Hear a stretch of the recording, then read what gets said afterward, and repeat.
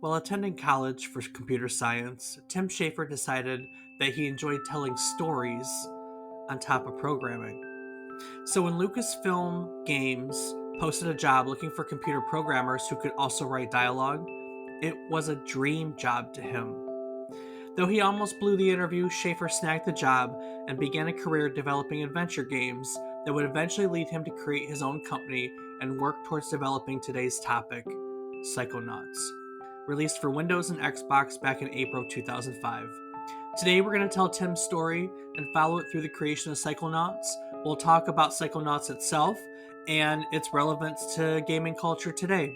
So stick around and join us as we hop into the mind of one of gaming's more notable designers on today's trip down memory card lane.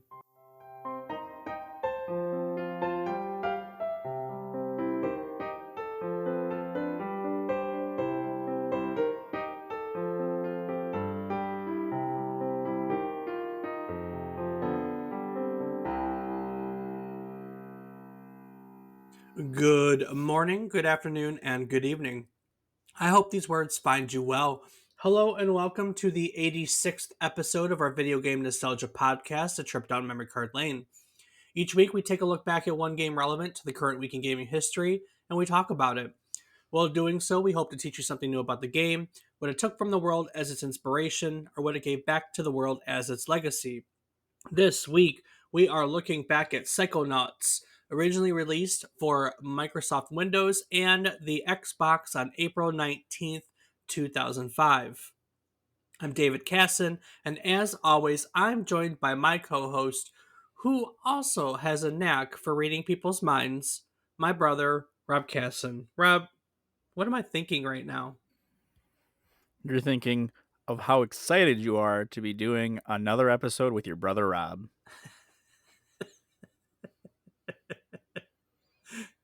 I guess. See, I win either way there because either I'm right or you sound like a dick. I mean, but I am a dick sometimes. Yeah, but not to the fans. No, not to the fans, but to you. Yeah, not really But to you either. So, the fans like me, so you know. oh, do they now? All right. Well, How are you, Dave? I'm good. You've been doing all right. We haven't Yeah, really. I haven't really been playing games this week. We haven't. This is probably the first week in a long time that we haven't really had a chance to hang out and play games, huh? yeah, that's very true. I mean, I haven't been. I haven't been playing. I just had other things going on. So with that being said, I mean, I did play some games, which we'll get to in a second. But first, what are you playing? Well, I've been playing Yu-Gi-Oh! Master Duel, Okay. World of Warships, Rocket League. Um, I feel like there's one that I am forgetting. Oh, some Apex Legends. Yeah. Nice. That game How gotten about any better? I mean, I don't know what your reference point is to say better because Launch. I mean, I didn't really play it too much at launch. But I know that I think it was 2 or 3 whatever season I started on. It's got some perks since then, like newer characters, but at the same time, I mean, some of the gun nerfs kind of suck. So, you got your trade-offs. True enough. True enough. What have you been playing, huh? Huh? I tackled some of the game we're playing today, and then admittedly finished it by watching the cutscenes on like a YouTube playthrough because I just couldn't find the time to play it completely through. Um, Not the worst thing in the world because this year a sequel was released for it. I do plan on sitting and playing through the entire sequel now, so that's nice. I played, I believe, a couple games of Rocket League. I think I did my Forza weeklies. I played some Guardians of the Galaxy, and then I've been back on a VR kick. I've managed to pick up my headset almost every night, which is probably why I've been playing with you guys because VR is not really a social thing for us. It should be, but it's not. So I've been playing Half-Life Alyx. I played a game called Racket NX. I played a game called Swarm, which is a first-person shooter where you have grappling hooks and you're in like an aerial arena. So you have to like grapple platforms to swing through the air and shoot people as you're swinging through the air. It's really cool. And Interesting. I played Ragnarok, which we bought in a recent Humble Bundle. I think you picked it up too, right? Probably. I haven't checked those in quite a while, so I don't know. No, it's currently a Humble Bundle you can buy. So if you didn't, there's a lot of really great VR games in there, including Ragnarok. Now, Oh, that bundle. Yeah, yeah, no. Nope, yep, I gotcha. Ragnarok is a Viking drumming game where you're basically on a Viking ship drumming with music as you know as you're sailing, and it's a lot of fun. It's a lot of fun actually. I've been having a ton of fun playing it. The soundtrack is killer, and I've got it cranked up to like the hardest difficulty because it just sometimes it's too hard, but the middle difficulty is a little too easy when you have a good sense of rhythm, like us who've been playing music most of our lives. And it is a killer workout for someone like me who's not in shape, to be honest with you. So, yep, Sounds like a lot of fun. it is. You have it. You should play it. You would really like it. I think, well, I don't think it's your style of music, and you get to play kick ass drums along with it. So, Hmm. it's definitely your style of music. Definitely gonna have to check it out once I get back on the VR. Well, when you do, let me know because it's got multiplayer, so you can you wipe the floor with me in every music game. So you're gonna do it with that one too. You have some fun wiping the floor with me. Well, Dave, enough about Ragnarok. I think there's another game we're supposed to be talking about today, but I can't quite think of what it is. Psychonauts. Oh, You know anything there you about go. Psychonauts? I know it was a game that came out for Windows and Xbox, but no, beyond that, never played it. No, that one escaped your radar too. I knew about it. I just, for some reason, I think it was just before I got the Xbox because I didn't have the original Xbox and didn't have a lot of computer games at the time. Just mostly Battlefield because Dad played them too. True enough. Today we're gonna look at the story of its creator, Tim Schafer. You ever heard of Tim Schafer before? The name sounds kind of familiar. Yeah. Yeah, but you don't follow video game designers as much, do you? No, not as much at all. Mm, Like at all. yeah, like it all. You just know that you like specific series. Si, senor. So, like many game designers that we talk about, Tim Schafer started out as one of us. He was a gamer who loved all things video games. His earliest video game memory was of a little stand up arcade cabinet called Space Race that he was able to play while at summer camp. Now, we've briefly touched on Space Race in the past. It was Atari's second arcade cabinet, which was made just after Pong. So it was really one of the earliest arcade cabinets available, you know, to the public, which really means that Tim Schafer was there in the beginning. You know, one really fascinating thing about him is he talks a lot. There's a lot of interviews around for him. So today I have a lot of words right out of his mouth. In a 2015 interview, he said, I don't know what it's like for kids when there were already games, but I just remember there not being games and then there being games. That was so exciting for me. My older brother was 9 years older than me. My parents had a kid every other year, and then there was a 4 year gap, and then me. Whenever I wanted to play Sorry or Shoots and Ladders or whatever, they were like, that game's stupid. They wouldn't play games with me, and I just wanted to play all of these kid games they wouldn't play. Then video games came out, and I was like, I can play these by myself. I don't need my brothers and sisters to play with me. There was a funny connection between being solitary and video games that then comes all the way around to nowadays, where video games are a social thing for me. They pulled me out of isolation, which is kind of the way it was for a lot of us, right? I think early on video games weren't a very social activity, and now they're more so a social activity for the majority of people. Wouldn't you agree? Yeah, I'd agree. I mean, now we have the internet. The internet has everything to do with that. I think, you know, before social was, you know, being a couch potato with your best friends, or for us or older going to the arcade, and now we do this over the internet. Like, you know, we hang out and have a podcast, or we hang out and play video games. So socials of the concept of being social is very different nowadays. Yeah, I can agree to that. So as Tim grew up, Video games were always a part of his life. His family had a Magnavox Odyssey, which was the first home console. They had an Atari 2600.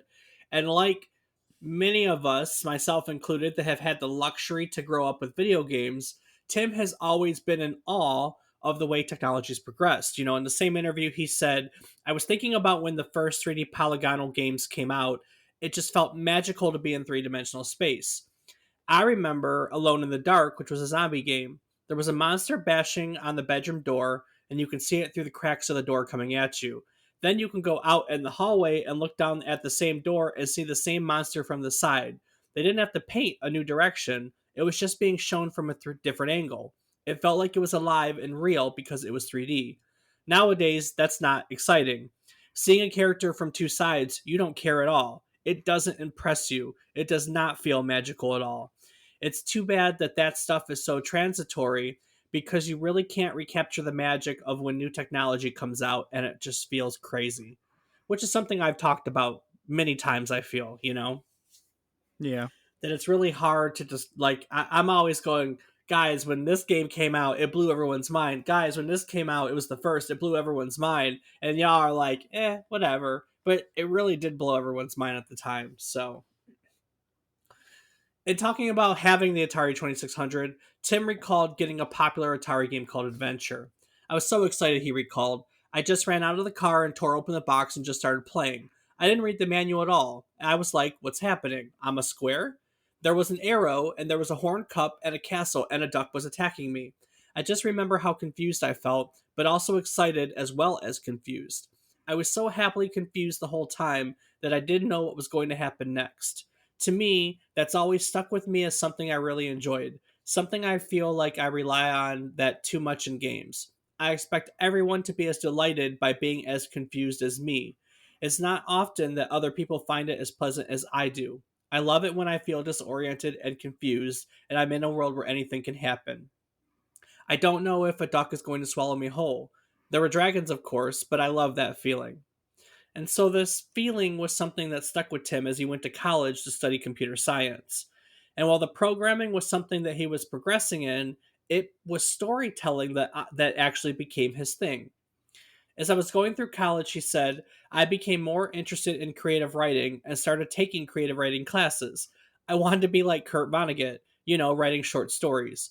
I would read stories about his life, and he worked at General Electric as an engineer during the day, and then at night he would write short stories. He got his first check for $300, and I was like, I want $300. So I get a job programming databases because those are so plentiful, I don't even have to think about it. The only jobs were that you saw were database programming jobs, and so he tried that for a while. He did database programming, you know, and he kept pursuing creative writing. And then one day at school, he stumbled across a job listing at Lucasfilm Games. They were looking for programmers that could also write dialogue for video games, which to Tim was a match made in heaven. Wouldn't you say? Yeah, no, I definitely think that's a pretty lucky chance for him. But it almost didn't happen. Why not? I know, right? So Tim pretty famously blew the interview. So the guy that was interviewing is David Fox, and David Fox asked him what other games he had played, and he responded, "I love Ball Blaster the best." And David looked at me and said, "Ball Blaster, eh? I thought it was called that in the pirated version." So Ball Blaster was the pirated version. Ball Blazer was the official version that was released in retail. And so Tim had gotten that disc from a friend of a friend, from someone who worked at Atari, and would make them discs of like 16 games. And that's where he had played it. And so he thought that he had blown it by admitting that he played a pirated game. But still, David said, send me your resume with a letter describing your ideal job. And so he sent in a cover letter in which he drew a little text adventure with pictures of him trying to find the ideal job. It just was dumb pictures that he had drawn, and he got their attention and he got the job. So you can actually Wow. go you can actually go online and see it. It still exists in this day. No, nice. And so Lucasfilm Games hired him as a scumlet, which was slang for an assistant designer or programmer at the time. It was basically the lowest rung on the totem pole. Yeah, it sounds pretty derogatory, I'm not gonna lie. Yeah. So let's talk about the word scumlet for a second. So scum was SCUMM, which stands for the Script Creation Utility for Maniac Mansion, and it was a video game engine developed at Lucasfilm Games. So Okay. if it wasn't obvious, it was first developed for Maniac Mansion to ease development on making it. Maniac Mansion was a 1987 graphic adventure game. It's a very notable game in the graphic adventure genre, and like most game engines, like I said, it was designed so Lucasfilm programmers could more quickly develop games quicker and easier, and so on and so forth. So, um, I plugged Maniac Mansion into next year's schedule just as a side note, so we could talk about Scum in detail sometime. So Well, there you go. there we Plug for a go. future episode, Plug for a which, there's way somewhere you can go future. to find that out. It's a way future episode. It ain't gonna be on there yet. But so what I do is as we talk about games like this, I'm like, we should talk about this, we should talk about that. I just fill in the schedule for 2023, make it easy on me right now, not having to sit down at our usual end of the year and plan out the next year. So in Tim's case, at the time, they didn't have any scumlet work when he was first hired. So he, along with a few other scumlets, were given the task of testing the new Indiana Jones game that the development studio was working on. And after that was finished, they were all invited out to Skywalker Ranch for Scum University, where they would spend some time with one of the creators and the initial programmer of Scum, Ron Gilbert, learning how to use it. At some point during Scum University, Gilbert would approach Tim and another programmer named Dave Grossman with an idea for a pirate comedy game. This game would become one of the most acclaimed graphic adventure games of all time, The Secret of Monkey Island. After this success, Schafer would go on to work on other titles for LucasArts, including Monkey Island 2, Day of the Tentacle, which was a sequel to Maniac Mansion. There was a biker adventure called Full Throttle, and a noir adventure game called Grim Fandango. You know any of those games? Not a one, Dave. Man. It was some time after Grim Fandango. Fandango. I loved that game. It's such a stylistic, awesome game. Actually, most of those games are awesome. Maniac Mansion, Monkey Island is a great series. I never played Full Throttle, admittedly, and I loved Grim Fandango.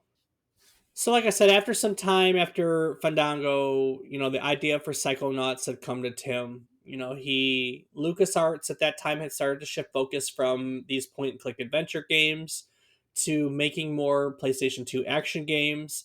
And after Tim had played games like Mario 64, Final Fantasy 7, the original Tomb Raider, he really wanted to make a game that would pan around in 3D and not be limited by the point and click interface that he was used to.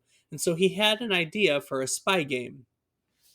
And in this spy game, there was a mechanic in which you would meditate on an object in order to have an interactive vision, and that vision would give you clues about the real world. And that's how people came to know the project. So at some point, someone asked him to tell them about the game where you go into people's heads again, and he was like, "No. You go into your own head. It's a meditation deal." But the concept of going into other people's heads, that was a much better idea to him, and it really just stuck with him. But unfortunately, that spy game never entered production. It was LucasArts by this time. Lucasfilms became LucasArts, which is the one we all know nowadays. LucasArts canceled production on it and focused on other things, probably Star Wars something, who knows.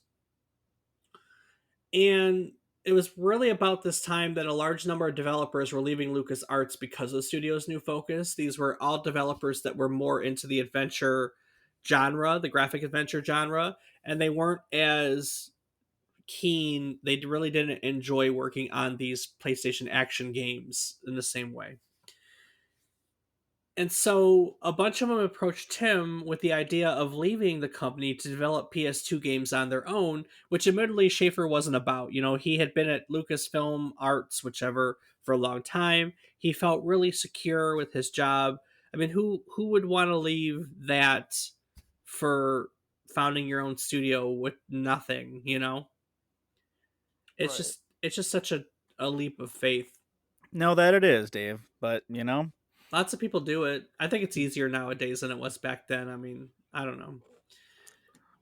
who He to- knows? he toyed with it for a while, and then in January of 2000, he left LucasArts and he founded Double Fine Productions. When he founded Double Fine and he was looking for a project to do, he returned to the spy game idea.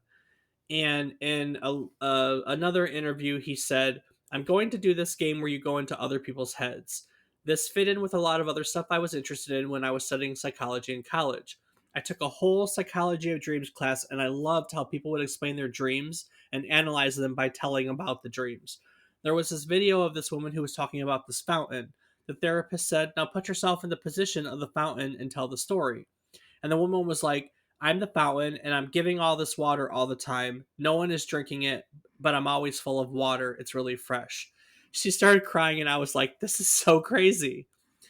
This is so interesting how she basically did what a poet does. She made a metaphor, a very abstract metaphor for what was going on in her own head, but she did it while she was asleep and not as a professional writer or poet or anything. You know, she made this beautiful metaphor for how she feels. I think that's so cool how everyone has the ability to create metaphors for emotional things. When you're in your dream and you're fighting a bear, that means something, even if it's just the repetition of a feeling you have. So I just wanted to make this game that went into people's worlds, and you saw the fountain and you saw the bear, and it meant something about that person. It was a whole new way to do environmental storytelling. The environment is someone's brain. Now, with that being said, there's another interview where he was flat out asked when he first conceived the stories for Psychonauts itself, and he said, way back during Full Throttle, while making it, there's a sequence where the main character was going to eat peyote and go on this interactive peyote trip. We thought that was pretty cool, but we were working with a family entertainment company at the time, and we really didn't think it would fly. We tried to do it different ways, and it really didn't work out. And so every game since, I've tried to put in some sort of interactive psychological trip or interactive dream sequence or something like that, because you can mess with images that are on the level of surrealism. Like a Miyamoto game, you get these crazy surreal images and they are really cool to look at. The cool thing is, if you do that in a dream or in a mental world, they're all part of the dreamer's head. They all have psychological significance and they all mean something. You see that in someone's head, and you know when there's a bullet and it has eyes on front of it, that says something about that guy. And then you come out of his head and you go, whoa, whoa, whoa, whoa, what's going on inside that person's head? So obviously he likes messing around with the kooky, crazy people. You know what I mean? Yeah, I would say so. So they took this spy game idea. Schafer would work on writing most of the game's script and dialogue, co-writing it with another writer, Eric Wolpaw. Now, Wolpaw is nowadays a very relatively well-known video game writer. This was his first writing credit. After co-writing Psychonauts, he would get hired by Valve, where he would earn writing credits on Half-Life 2, Episode 1 and 2, Portal, Portal 2. He's the main writer for both the Portal games and the writer for Left 4 Dead. He also recently wrote the story for Half-Life Alyx, so he's kind of a heavy hitter in the video game world. So Well, damn, those are I some names that I definitely know. I know, but now,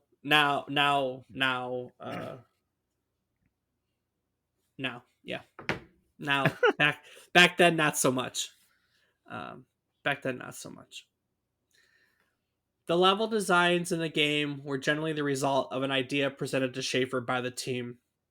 The team would then flesh out the concept arts and gameplay concepts around the idea. For example, one of the game's most famous levels is called the Milkman Conspiracy, which takes place in the mind of Boyd, who is a mental patient that is obsessed with conspiracy theories. Schafer had known going in that he wanted to do a level on someone who believed in conspiracy theories, but he really couldn't frame it until one night at a Double Fine dinner event in which someone uttered the line, "I am the milkman, my milk is delicious," which led to Schafer to create Boyd, who is a milkman bent on conspiracy theories. He then worked out a web of theories, wanting the level to be designed as a web around those, and he tied it into a backstory about a person who had been fired from various jobs. Now, this was partially inspired by a homeless person that they occasionally hired to clean their office front. Now, he it's a milkman, so he wanted to give the level a 50 suburban vibe because this fit into the obsession with like spy themes and delusion, also the milkman concept. And so from there they worked it little by little into the level it's known for today. I should say though, before moving on, that not every concept that they had was a winner. So originally, the main character was conceived as an ostrich that was suffering from a mental imbalance and multiple personalities. An ostrich. I mean, I don't know why an ostrich, but an ostrich. Went on an emu That's a good question. Um, or heron crane. with that being said, the idea was killed by Schafer because he strongly believes in games being wish fulfillments. And well, as he put it, there probably aren't many people who fantasize about being an insane ostrich. I'm sure there's a market for that somewhere. Yeah, I'm sure. Who knows? If you're one of them, tell us. Let us know. And so development on the game progressed, but development had its share of problems. Double Fine was a new studio, and their lack of experience led to various setbacks because when you're new, you really don't know how to work through said setbacks. Initially, there was the intent to allow all developers to have artistic freedom with the game. This created some internal strife with the team, particularly with level design. They had initially planned for level designers to create the basic parts of a level, main path, scripted events, the level's design. Well, the artists would build out the world from that. But as development progressed, it was determined that artists should be the one constructing the level geometry, which the level designers resented. And so subsequently, levels were generated that were not to all these standards that they set in place because there were conflicts in the tool sets between the designers, the level designers and the artists, and it just didn't work out. And of course, Schafer was trying to be the boss, both technically and creatively, and that's just too much for everything. At some point in development, they made the decision to dismiss all but one of the level design team, and they brought the level design and the art together into a world building team that was overseen by the guy that would later become the game's lead designer. Um, yeah. So there was just a whole bunch of stuff that they had to change and learn as they went along. At some point, Schafer stepped aside to focus on the creative part of the game, and he brought in a producer to actually take care of the producing part of it. And so in this way, the team kind of worked on them for a while, and then kind of near the end, they hit a publishing wall. Originally, Psychonauts was slated to be published by Microsoft as an exclusive Xbox release, but there were really a lot of problems with this relationship between Microsoft and Double Fine. Double Fine felt that Microsoft was creating milestones for them that were unclear or difficult to meet. Because they had their own internal issues, there was really just confusion about these milestones and confusion on Microsoft, to Microsoft about what they're doing. Double Fine also really they didn't want to make any of the changes that Microsoft suggested. Microsoft was playtesting the game and came up with all these changes, put them back, and Double Fine was like, nah, we can't do that. So, for instance, they basically wanted to change the whole game altogether. They wanted them to remove the premise of it being a summer camp, which the whole game takes place in a summer camp. They wanted to make the humor secondary to the story, and the humor is what everybody knows the game for nowadays. Between those things, they wanted to drastically alter this game completely and utterly, and Double Fine said, "Nah, we're not gonna do that." And so it was in January 2004, Microsoft pulled the publishing deal, which forced the company to look for a new publisher. And in the meantime, they really struggled, to have money to pay their employees. Now, Rob, little fun fact. One of the more notable source of funds came from none other than Will Wright, who we've discussed in multiple episodes before. This event happened just after Will had sold his company Maxis to Electronic Arts, and so he had money. He was flush with cash, as the youngins would say. Now, what the youngins say. Sure, Dave. Yeah. Cool. So his Maxis deal prevented him, the terms of it prevented him from investing directly into Double Fine, but instead he floated a line of loans to Double Fine Productions over the next several months that allowed the company to stay afloat until it found its a new publishing deal. So in some ways you could say Will Wright kind of saved this game. And with that, Psychonauts was made. A whole lot to it. Kind of, sort of, huh? A little bit, yeah. It's quite the journey. I know I kind of bounced around, but for those of you who don't know what Psychonauts is, I would highly suggest playing it for starters. It is a really good game. If you don't want to play it, there are plenty of people who have playthroughs online you can watch. The cutscenes video where it shows you all the cutscenes in the game was, I don't know, 3.5 hours. It's kind of like watching a movie. It's not so bad. Psychonauts itself is a platform adventure game that tells the story of Raz.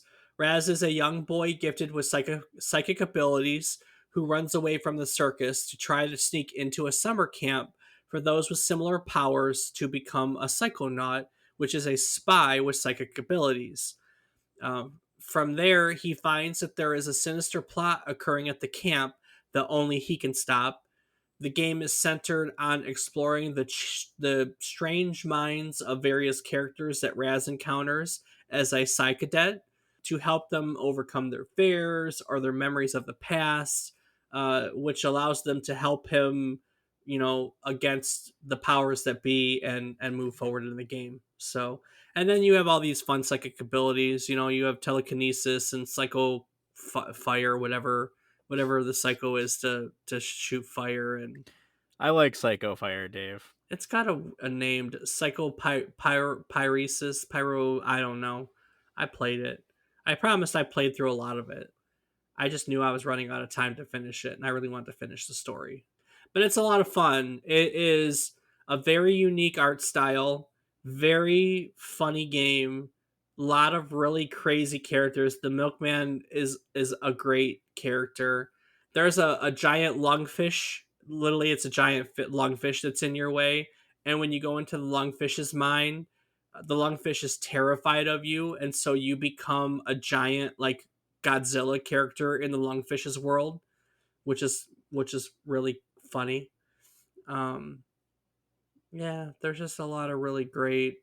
One of the characters is related to Napoleon, and he has a Napoleon complex, and he's actually being controlled by Napoleon. So you meet Napoleon at some point. Bonaparte or Dynamite?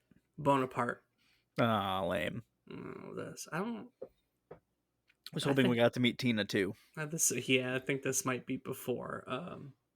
I'm sure it was, Dave. Quite But before. but yeah, so there's a lot of characters. This is a fun game. I missed it too. I'm glad I got to play it. This is a fun game. I do think the first one is a little dated. I mean, it plays well. Don't get me wrong, but you're gonna look at it and you're go, it looks a little dated. Not the game itself, but the cutscenes definitely are cutscenes from way back when. But like I said, one of the things is Double Fine would eventually get bought by Microsoft, and so their games are now Game Pass games. And in 2020, I actually think it was earlier this year, they finally released a sequel to this game, Psychonauts 2, which is on Game Pass. So if you're a Game Pass member, you can go and play the sequel to this, which is honestly it looks a lot of fun. Because in this one, you're a psychodet, you're a psychonaut in training, and the trailer of the second one starts out, "I'm Raz, and this is my first day as a psychonaut." Now you're an actual psychonaut going on a mission. Fun times. Fun times, Dave. Well, Rob, that was a whole lot about how we got there. And so the game came out, and you now know what I think about it. Great game, go play it. What did other people think about it? Well, we're going to start out with some critic reviews, Dave. So first up, we have Alex Navarro for GameSpot, who writes that Psychonauts is a quirky offbeat game set in a special summer camp for clairvoyant kids, in which a group of psychic children end up in a wacky adventure filled with brain-stealing hijinks, psychic secret agents, and a little romance on top of everything else. It's rooted in the sorts of 3D platforming sensibilities we've all come to know over the years. But there's a spin to the game. Its psychic theme, which adds some cool puzzle solving to the usual platform jumping and swinging associated with the genre. Psychonauts also bears the unmistakable mark of designer Tim Schafer, known for classic adventure games Jib. Grim Fandango, Full Throttle, and Day of the Tentacle. Thanks to a hilarious array of peculiar characters and a story that never fails to entertain. Psychonauts doesn't reinvent the platformer, but it still delivers an experience that feels wholly original in every aspect of its execution. The most interesting aspects of Psychonauts' characters don't come from their real world conversations, but rather from their internal monologue. As Psychonauts revolve around a bunch of psychics, the bulk of your time will be spent traversing the perils of people's minds.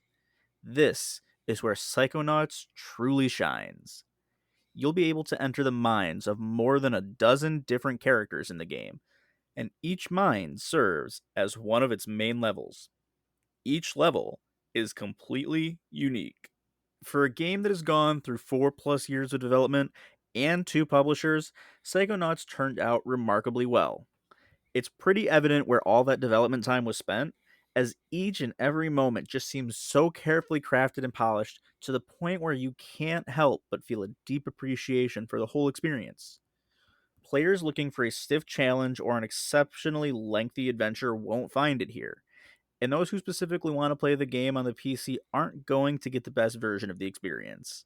However, anyone just looking for a fun and whimsical adventure with a brilliant presentation and a fantastic story will find just that in Psychonauts. It did turn out remarkably well. Well, we'll talk about that in a moment. We'll talk about that in a moment. Carry on.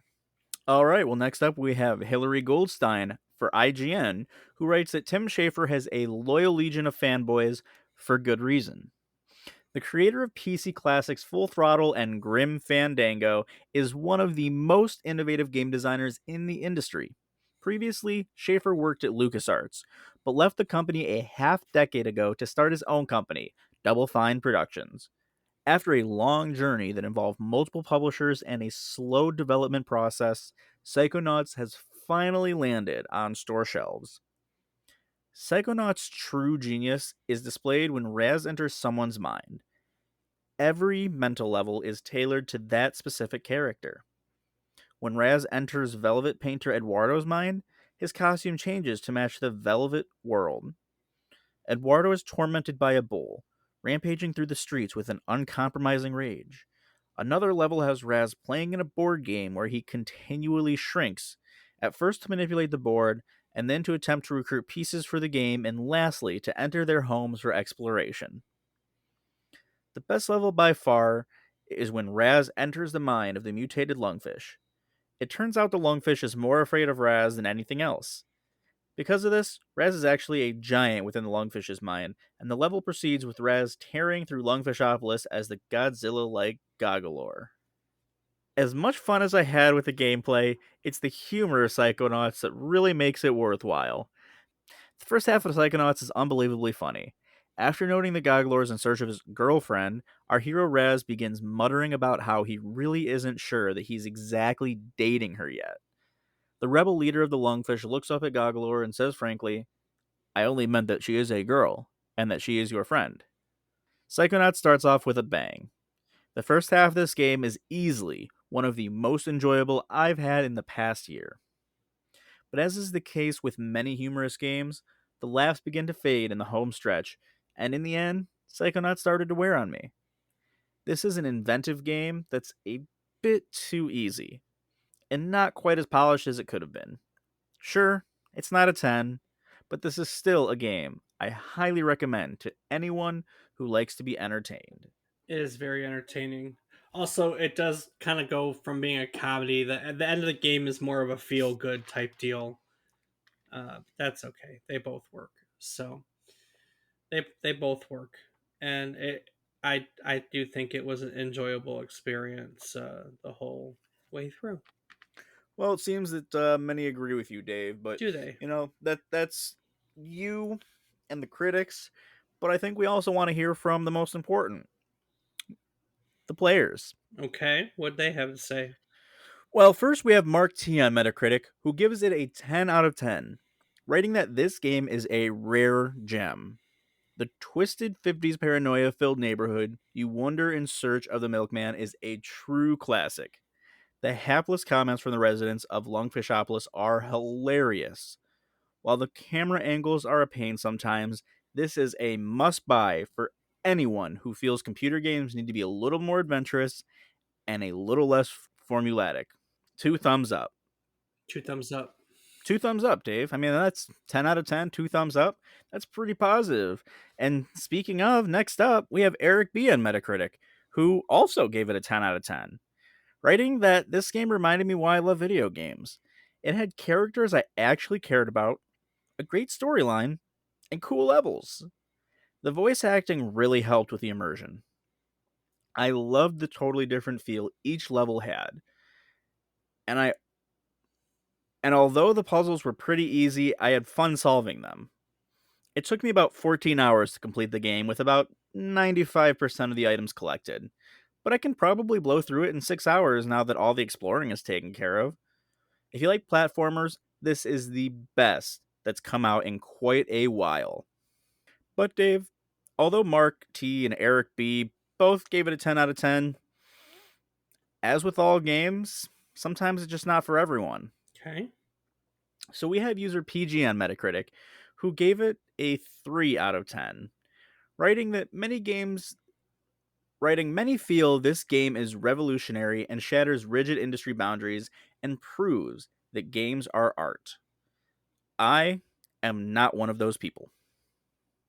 I find it to be a below average platformer with wonky controls and excessive amount of item collection to keep the player playing.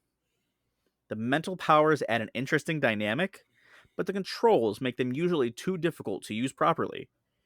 Since it was realized the game would not be revolutionary in regards to actually playing it, the publisher decided to make a wacky story with odd characters and making each level inside people's minds, which somewhat changes the gameplay from level to level, but it still comes down to hopping on platforms, collecting this, that, and the other thing, and mashing buttons to beat up bad guys. The story can be a tad hard to follow and is not spectacular either, though the voice acting and some of the wacky humor can be mildly entertaining. The too long, didn't read version, overhyped by bandwagoners. Just go play a Mario game or something. There may not be story, but at least you'll have fun. Whatever. I had fun. To each their own. But finally, we also have AWG on Metacritic, who gave it a 5 out of 10, writing, "What is this game supposed to be? A platformer? An adventure? What? I couldn't tell." Psychonauts tries way too hard to be funny and clever, but it's just chaotic.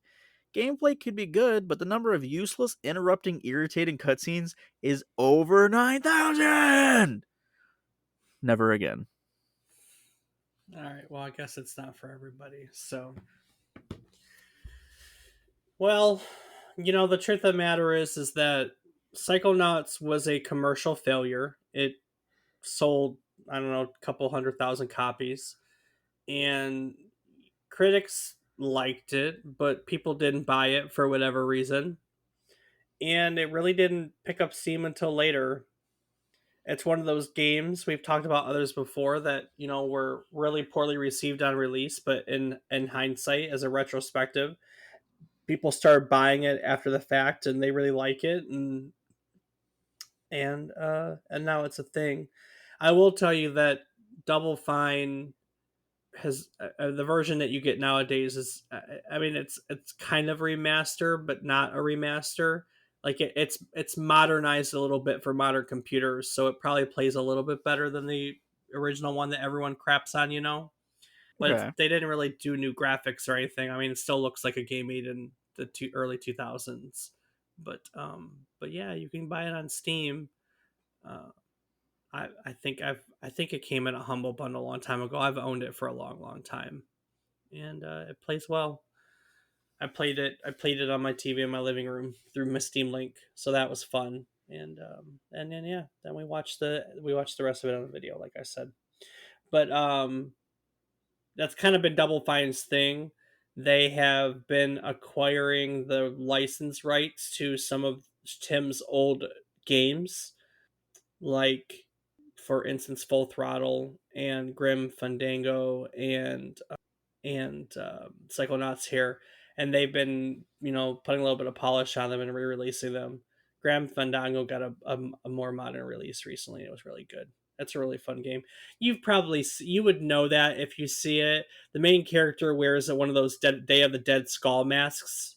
It's a very recognizable art style that you've probably seen and glanced over and just not really genuinely known what it was. But once you do know what it was, you'll know exactly what it is. It's a very unique art style. And then Psychonauts is a lot of fun. And there's a sequel to it. You should play it because it looks good. Have you played the sequel? I haven't yet. It's now on my list. All right. I would like to play the sequel. Well, there you go. We don't Another we game for you. Yeah, well, we don't have a game to play for next week because we're not doing a game. We're doing hardware. So maybe I'll be able to pick up a game because I don't have one to play for next week. Yeah, Hmm. Something to think about. something to think about. Or maybe I should just, do my job and research and write a future. Nah. That's no No, fun. Play the no, I games. should slack and play video games. Heck yeah. Procrastination at its finest. But I have so much research to do. And so many games to play. It's very true. Lots of games to play. And that Lots is and lots. research. That is also true. Playing games is research. Sometimes I think about what it would be like if we had chosen to do a modern podcast, like modern gaming news and everything, because then we could like talk about the games we play week in week out. It wouldn't be so double duty. But I kind of like what we do, and I like the video game history. Well, hey, that's why you can officially call yourself a video game historian. Aliens. Video games. I know. Did on our Discord recently, everyone was photoshopping me onto video game historian stuff, and my favorite was my face on the Ancient Aliens, the George Suzukas guy. Yes, I know who he is. The weird guy who does Ancient Aliens with the big hair. Someone photoshopped my face onto it, so it was pretty good because I called myself a video game historian recently. Which I am. We're 86 episodes. I've now told 86 history stories about video games. I can't. I get. I don't know about that many, but we're quite close. Okay, whatever. Whichever. That's fine. Well, we have a lot of video game stories. 86 of them. That apparently almost 86 according to Rob. If you want to go back and figure out just how many stories we have, you can do so by going to our website, which is www.memorycardlane.com. Also at memorycardlane.com, you can see a schedule of our upcoming events. There's a link where you could submit your own stories and memories about these games. There is a link to our Discord where I'm sure you could come see the stupid pictures of me. There is a link to our social media. I am on Twitch as David is wrong. Rob, I've been thinking about streaming lately. I mean, we play the games anyways. I don't know what the downside to it is. You know There what I isn't mean? really one, Dave. Yeah, I think I should just do it. I've been really getting close to streaming, so who knows? Maybe I'll use my Twitch handle, which is also David is wrong. What are you doing on Twitch these days? Well, once I finally get around to it as well, Dave, I'll be streaming on twitch.tv/FATBOIRIPZ. Fat boy rips. Fat boy rips. All right. Well, each week we talk about the game. We try to teach you something new about it, what it took from the world as its inspiration, or what it gave back to the world as its legacy. By teaching you, we learn things ourselves, and we recognize that by going round table and telling you about our biggest takeaways for each week. And so, Rob, what did you learn today? Well, I guess I learned that this game had to go through multiple publishers because the whole backing out thing. I didn't really know about all that. I didn't know that Will Wright saved the day. That was a cool little That's tidbit. that's actually really cool, and It's funny how he couldn't directly invest, but could help with loans. Like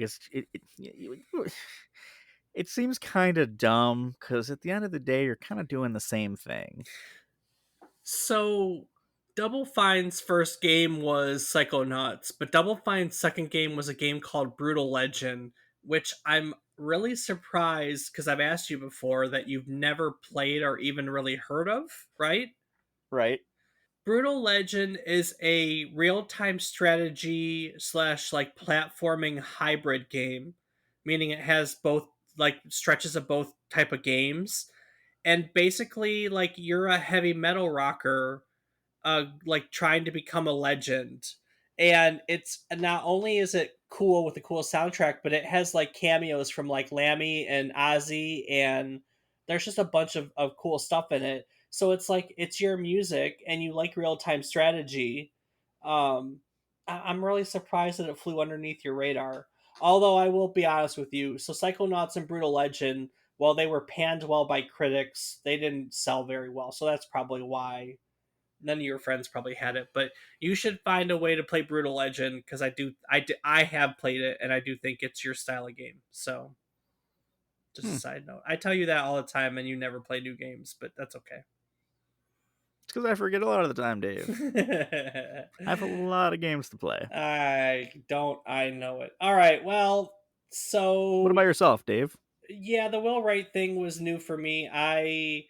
Um I don't know. I'm a Tim Schafer fanboy. I ain't even gonna lie. A lot of his games I enjoyed growing up. You know, Monkey Island and Grim Fandango. I mean, a lot of this game is me. I loved Maniac Mansion. You know, that was fun. I never knew about Scum. Let's just say Scum was my new takeaway because I didn't know that they made a game engine for Maniac Mansion, and I didn't know that they used that game engine to basically design most of the famous adventure games from Lucas Arts throughout the 90s. There, that's my takeaway. All right, Rob. Well, before I take it out of here, is there anything else you'd like to add to today's episode? As always, I just want to take a moment to say thank you to all of you who listen. It's a lot of fun on this ride, and we hope you're having fun too. But if you're not, or even if you are, tell us about it. Come say hi. Just talk to us. We're lonely. Yeah, we are. But you're all great. Thank you. Yeah, you are. All right. Well, I'm gonna take it out of here. You good with that? Yeah, Dave, I sure am. So next week we're going to be looking at a video game peripheral that, in all honesty, will be absolutely foreign to any North American gamer. It was released solely for the Super Famicom, which is the Japanese Super Nintendo, in 1995, and it's called the Satellaview. And the Satellaview is a satellite modem peripheral that allowed players to download games, magazines, and other media through satellite broadcast. Now, the Satellaview only lasted about 5 years, but it's gained quite a following as time has progressed because it had a very unique library of games that we're going to talk about. One such game that we're going to cover, for instance, is a Legend of Zelda game that does not feature Link as the protagonist. And that's just one of the 114 game library that we'll look at some of the highlights of when we talk about the Satellaview. So join us again next week for a special broadcast as we take another trip down memory card lane. Do the thing.